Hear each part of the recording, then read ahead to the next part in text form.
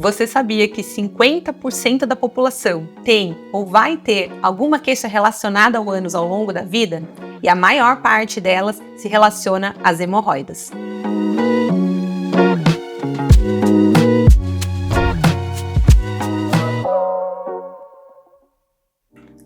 Eu sou a doutora Beatriz Azevedo, cirurgiã do aparelho digestivo e coloproctologista, e o tema do vídeo de hoje é a doença mais prevalente no nosso consultório, hemorroidas. Preste atenção se você tem alguma dúvida, que é disso que nós vamos falar hoje. Hoje vamos entender tudo sobre a doença orificial que mais afeta a população, a doença hemorroidária, popularmente conhecida como hemorroidas. Todo mundo tem 2 conjuntos de veias hemorroidárias no ânus. Uma mais para dentro, chamada plexo anal interno, e outra mais para fora, que chamamos plexo anal externo. A doença hemorroidária, popularmente conhecida como hemorroidas, pode afetar esses 2 conjuntos de veias de formas diferentes. Quando há desregulação entre a entrada e saída de sangue nessas veias, ou com o passar do tempo elas vão perdendo sustentação dentro do canal, elas começam a causar sintomas e nesse momento está instalada a doença hemorroidária.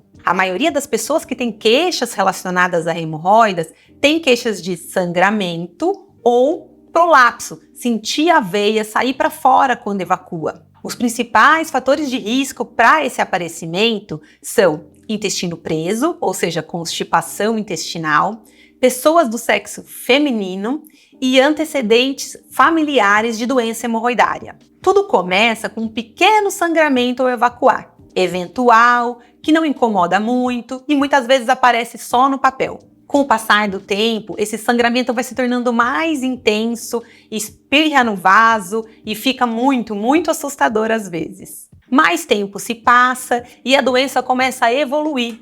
Aí, quando você evacua, já percebe uma bolinha inchada na borda do ânus, que muitas vezes até volta para dentro depois que você faz a higiene. O terceiro estágio dessa doença é quando essa bolinha que sai para fora já não volta mais sozinha para dentro do canal. Você precisa empurrar ela com o dedo para que ela pare de incomodar. Nesse ponto, já temos o que chamamos de doença hemorroidária do 3º grau.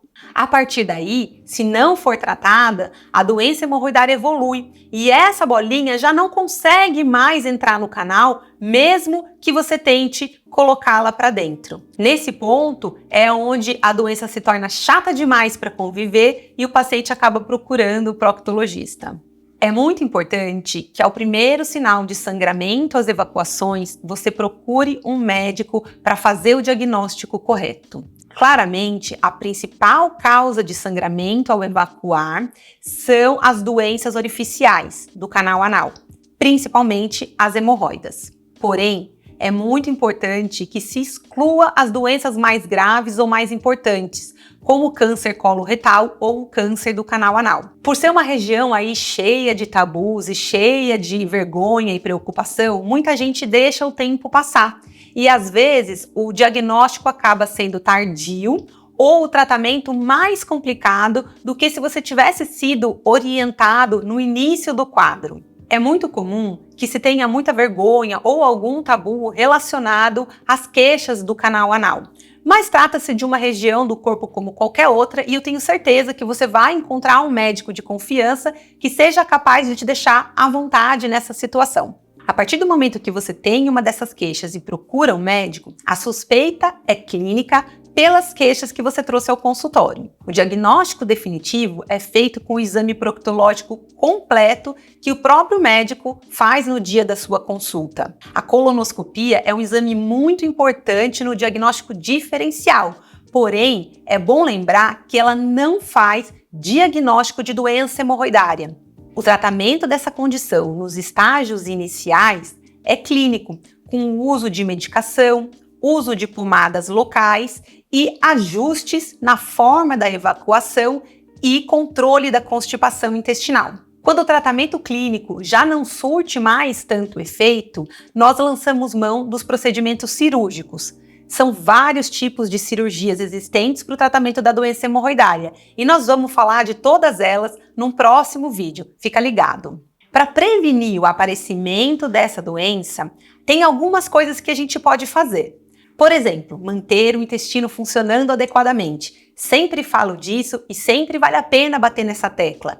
Beber bastante água, comer bastante fibra e praticar atividade física são fundamentais para a saúde geral, mas principalmente para a saúde do intestino e impactam diretamente no tratamento da doença hemorroidária. Outra coisa importante da gente lembrar são os hábitos evacuatórios. Quando tiver vontade de evacuar, não segure, vá o mais rápido possível ao banheiro. Após a evacuação acontecer, não fique muito tempo no vaso. O hábito de leitura ou até atualmente assistir vídeos ou jogos no celular faz com que você acabe passando muito tempo sentado no vaso. Esse é um hábito ruim, porque o glúteo fica abaixo do nível no corpo e aumenta a pressão nas veias hemorroidárias. Com isso, entra mais sangue nessas veias e propicia o sangramento, piorando as suas queixas. Após a evacuação, lembre-se sempre de fazer a higiene com água e sabonete de preferência. O lencinho umedecido, sem perfume e sem álcool é sempre uma boa alternativa. Deixe o papel higiênico para usar em último caso. Quando as hemorroidas estão prolapsadas, ou seja, aquela veia fininha está fora do canal anal e você passa o papel com muita força em cima dela, ela vai sangrar mais, vai machucar, vai sair um pouco de secreção e piorar muito o seu incômodo. Uma pergunta comum sobre os fatores de risco para o aparecimento da doença hemorroidária está relacionada à prática de atividades físicas. Praticar atividade física é sempre saudável, mas é claro que tem algumas atividades que promovem a piora dos sintomas relacionados às hemorroidas. A principal delas é o ciclismo e os levantamentos de peso de grande intensidade. Nessas situações, a força sobre o assoalho pélvico é muito intensa, causando piora do prolapso e até do sangramento.